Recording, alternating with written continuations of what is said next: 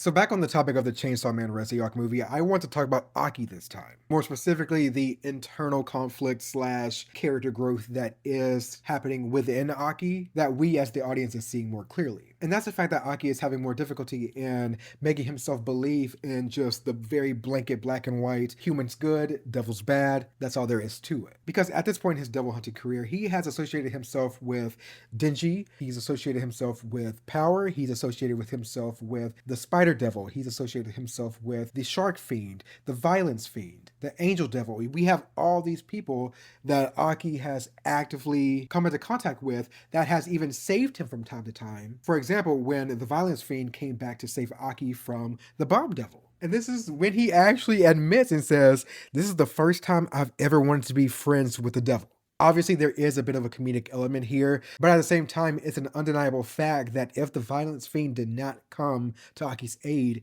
he would have died then and there. But I think the best way to look at Aki's evolution is to go all the way back to season one and work our way up, so we're going to do that. So let's start off with the scene in episode 2 where Aki is trying to get Denji to kill one of the fiends that they found by using Chainsaw's abilities. When Denji refuses, Aki calls him out and says, "Fiends are just like any other devil. If you're hunting them, then drop the sympathy. My entire family was killed by a devil right in front of me. I've had drinks with the cops down below. They're risking their lives to protect their wives and kids. Everyone here is serious about this except you. I'd rather make any devil I kill suffer as much as possible. What are you trying to do? Make friends with them?" And then Denji says, "If there's a devil I could be friends with, then yeah, I would." Then Aki simply says, "I'll remember that." So the reason why I'm going all the way back to this scene in particular is just because of the fact that this shows that this is where Aki's internal conflict might have started. Because this is the first time he has an ally actually expressing the want or the idea that devils or fiends can be things that you can be friends with. Where Aki has the clear-cut philosophy of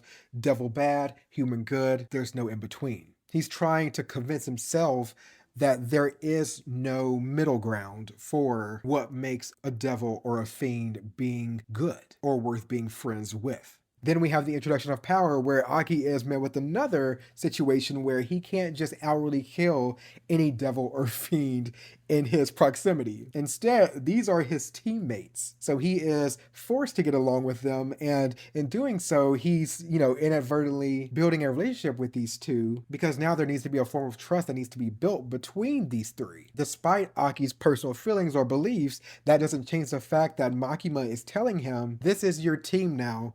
Look after them and prove that this experimental squad can work." So if you think about it, Aki's evolution and change as a person is directly because of Makima's decisions to pair him up with, the Blood Fiend and the Chainsaw Devil, because the three are now forced to coexist. And then this is when we pull back the curtains on Aki through Himeno, where she acknowledges that Aki can cry. So the reason why Himeno's observation matters is because of the fact that Himeno has been in the game for a while. Because this shows that Aki as a person is still intact, rather than just the outer shell that we all see since the very beginning of the series. He has a mask that easily comes off when he is forced to deal with loss. More specifically, loss of a comrade or a friend.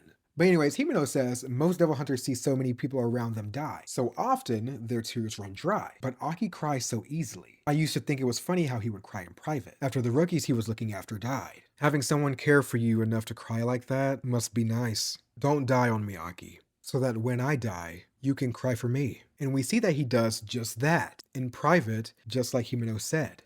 And then that brings us to the Reze arc, where he is building a relationship with the Angel Devil. And this is very important, especially when you remember what Himeno said about Aki being able to cry so easily. But this time, we're actively shown that Aki cries for anyone. It doesn't matter if they are human or devil. If he senses good in them, then that makes them worth crying for and worth protecting. Even quite literally at the cost of his own life. And I'm going to read what's in the manga right here. But when the Angel Devil is being sucked away by the Typhoon Devil, we see the Angel Devil is telling Aki, "You can let me go." But Aki stays holding on.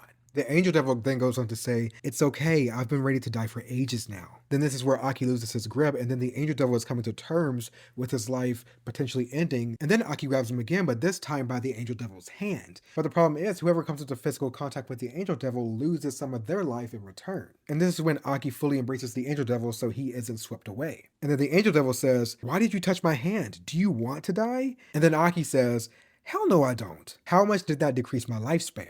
Then the angel looks down and says, "By about 2 months." Now, the problem is, Aki already had 2 years left to live, and now he potentially has a year and 10 months left. And though there is regret from both sides, Aki just tells the angel devil while he's still embracing him, and he says, "If you want to die, do it somewhere far away from me. I'm sick and tired of people dying on me right before my eyes." And then that's when the two of them embrace and wait out the Typhoon Devil. Now, I can make a whole video about the relationship, but I'm going to wait till like season 2 for me to do that. But I really do love this scene from the Angel Devil and Aki, because at this moment, they are both building off of one another and both finally understanding each other. After earlier in the movie, Aki says, "We're never going to get along." And the Angel Devil actually agrees and says, "I guess not." But the reason why I like this scene so much is because it shows the fact that Aki's mask is cracking more and more until it's just no longer on his face. And it shows that he cannot differentiate no matter how much he wants to be able to do that. And no matter how much he wants it to be that cut and dry,